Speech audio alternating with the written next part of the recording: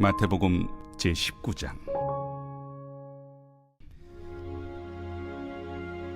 예수께서 이 말씀을 마치시고 갈릴리를 떠나 요단강 건너 유대 지경에 이르시니 큰 무리가 따르거늘 예수께서 거기서 그들의 병을 고치시더라. 바리새인들이 예수께 나와 그를 시험하여 사람이 어떤 이유가 있으면 그 아내를 버리는 것이 옳으니까?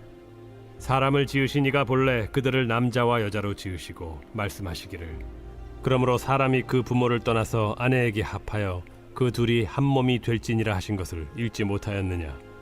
그런즉 이제 둘이 아니요 한 몸이니 그러므로 하나님이 짝져 주신 것을 사람이 나누지 못할지니라.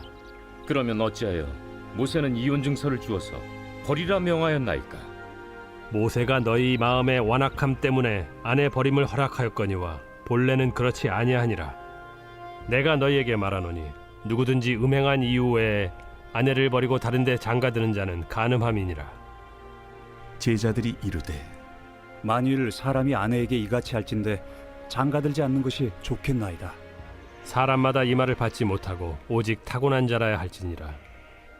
어머니의 태로부터 된 고자도 있고 사람이 만든 고자도 있고 천국을 위하여 스스로 된 고자도 있도다. 이 말을 받을 만한 자는 받을지어다.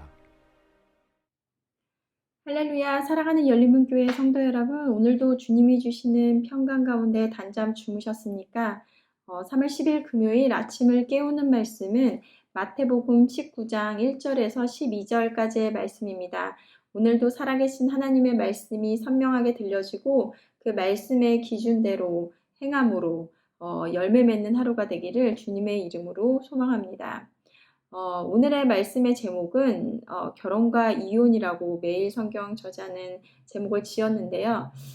바리새인들은 이혼 문제에 대하여 예수님께 질문하며 예수님을 다시 궁지로 몰아 넣으려고 하지만 그들의 율법의 의미를 악용하는 그들의 악함을 꾸짖으시며 결혼과 이혼에 대한 하나님의 뜻을 가르치십니다.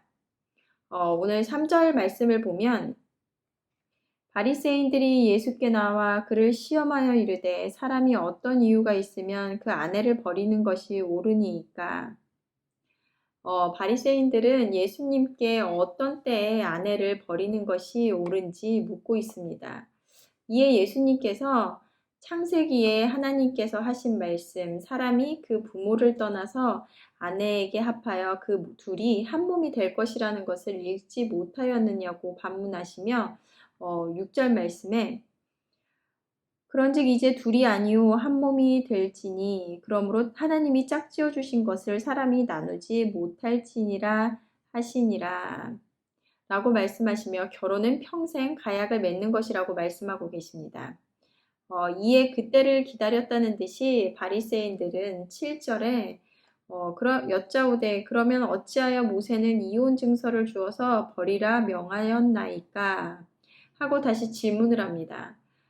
바리새인들은 이혼에 대하여 예수님의 교훈을 받기 위해 예수님께 아내와 이혼하는 것이 정당한가를 물은 것이 아니라 예수님의 이혼에 대하여 하나님께서 짝지어 주시고 그리고 한 몸이 되었으므로 사람이 나누지 못할 것이라는 강경한 입장을 알고 있으면서 이에 대해 모세와 다른 입장을 취하고 있는 예수님을 공개적으로 알려 공경에 처하게 하기 위함이었다라는 것입니다. 바로 예수님을 시험하기 위하여 내놓은 질문이었다는 것인데요. 바리새인들이 말하는 근거는 신명기 24장 1절에서 4절에 나오는 이혼과 재혼에 대한 규정이었는데 사람이 아내를 맞이하여 데려왔는데 만약에 그에게 수치가 되는 일이 있음을 발견했을 때는 이혼 증서를 써서 주고 그를 자기 집에 보내라 한 것에 대한 것이었습니다. 유대인들에게는 이혼을 할 수 있느냐 없느냐가 아니라 신명기 말씀을 근거로 이혼을 할 수 있으되 과연 여기서 말하는 수치스러운 일이 무엇을 나타내는지가 논란의 대상이 되고 있었던 것입니다. 하지만 모세 때의 배경을 살펴보면 그때 당시에는 외모나 아니면 음식을 태운 실수로도 이혼할 수 있는 남성 횡포의 유대교 간습에 맞서 여자를 보호하기 위해 이혼 증서를 구비할 수 있도록 하신 것이라는 것입니다. 그래서 예수님께서는 너희의 마음의 완악함 때문에 아내를 버림을 허락하였거니와 본래는 그렇지 아니하니라 라고 말씀하십니다. 이혼의 정당성을 이야기하는 것이 아니라 남자들의 악한 마음으로 아내를 함부로 버리는 상황에서 여자를 보호하기 위함이었다라고 말씀하고 계십니다.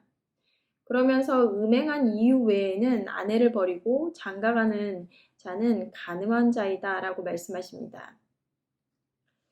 이혼은 하나님이 본래 창조하신 질서가 아니므로 여러 가지 이유를 들어 이혼하려고 하지 말고 하나님이 합하여 그 둘이 한 몸이 되려고 했던 원래 의도하신 그 목적대로 살아야 하는 것입니다.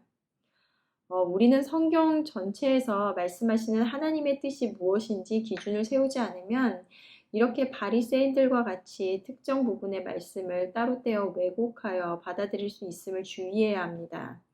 그래서 성경을 볼 때 나무를 보는 것이 아니라 숲을 보는 것이 중요하다라는 것입니다.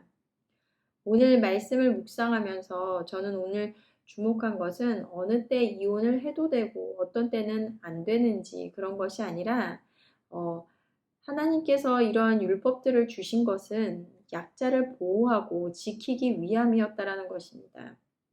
신명기나 민수기 등에 나와 있는 규례들을 보면 어떻게 하나님께서는 세세하게 작은 부분도 놓치지 않고 그들의 백성들이 억울한 일이 없도록 피해보는 일이 없도록 정해 놓으셨을까 하는 생각을 하게 됩니다. 하지만 그의 백성들을 사랑으로 대하시는 하나님과는 달리 오늘 바리새인들은 교묘하게 예수님을 시험하여 자신들의 악한 의도를 이루려 하는 모습을 볼 수 있는데요. 오늘날에도 이렇게 자신들의 악한 행위의 정당성을 위해 말씀을 교묘히 이용하는 자들이 있다는 것입니다. 말씀을 성경 전체에서 이야기하는 것이 무엇인지 알고 적용해야 하나 부분적으로 내게 이로운 말씀들을 뽑아내어 내가 한 행동에 면죄부를 받기를 원한다는 것입니다. 예를 들면 어떤 것이 있나요? 크리스찬들에게 언제나 이슈가 되는 그리스도인들은 술을 마실 수 있는가 없는가에 대한 논쟁입니다. 그러면서 술을 마시는 자들의 당당한 근거의 이유는 성경에서 술을 마시고 안 마시고는 구원의 여부와 상관없다. 성경에서 취하지 말라고 했지 마시지 말라고 하지는 않았다라는 근거로 아무런 부담 없이 당당하게 술을 마신다라는 것입니다. 우리들은 스스로가 마음속에 어떻게 행하는 것이 옳은 것인가에 대해 알고 있습니다. 하나님의 뜻이 무엇인지 알지만 인지한 대로 살아가기란 쉽지가 않습니다. 왜냐하면 내가 원하는 것을, 가진 것을 포기해야 하고 희생해야 하는 것이기 때문입니다. 그래서 조금의 마음의 부담을 내려놓기 위해 말씀의 근거를 찾아 정당성을 부여함으로 마음의 부담을 줄이고자 한다는 것입니다. 나는 나의 정욕을 내려놓고 하나님의 말씀에 순종하며 나가는 자입니까? 아니면 하나님의 말씀을 내 유익에 맞게 재단하여 적용하며 그것이 하나님의 진리의 말씀이냐 당당하게 살아가는 자들입니까? 하나님께서는 진정으로 하나님의 말씀을 받아내는 자, 순종의 자리로 나오는 자들을 찾고 계십니다. 우리 열린문교회 성도 여러분들은 믿음의 고백뿐만 아니라 이제는 삶의 자리에서 그 믿음을 행함으로 확증하는 여러분들이 되시기를 바랍니다. 함께 기도하시겠습니다. 하나님 감사합니다. 오늘도 하나님의 살아계시는 말씀을 들려주시니 감사합니다. 오늘 바리새인들이 예수님의 말씀을 듣고자 함이 아니라 예수님을 시험하고자 그들의 악한 의도로 오늘 질문을 한 것을 보게 됩니다. 하나님, 우리가 이렇게 바리새인들과 같이 내 유익을 위하여 내 욕망을 채우기 위하여 말씀을 재단하거나 아니면 왜곡하여 받아들이고 있지는 않은지 생각해 보게 됩니다. 성령님, 우리들에게 정말 말씀을 온전히 받아낼 수 있는 마음의 밭을 허락하시고 때로는 말씀이 내 이해에 부합되지 않더라도 내가 받아들일 수 없더라도 그 말씀에 순종하며 나가는 우리들 되게 하여 주시옵소서. 우리에게 지혜를 주시고 그리고 온전함으로 깨달음을 주실 깨달음의 길로 인도하실 우리 주 예수 그리스도의 이름으로 기도하였습니다. 아멘. 내일은 토요 새벽 예배가 있는 날입니다. 모두 말씀과 기도의 자리로 나와 하루를 시작하는 저와 여러분들이 되시기를 소망합니다. 아침을 깨우는 말씀은 월요일 아침에 다시 찾아뵙겠습니다.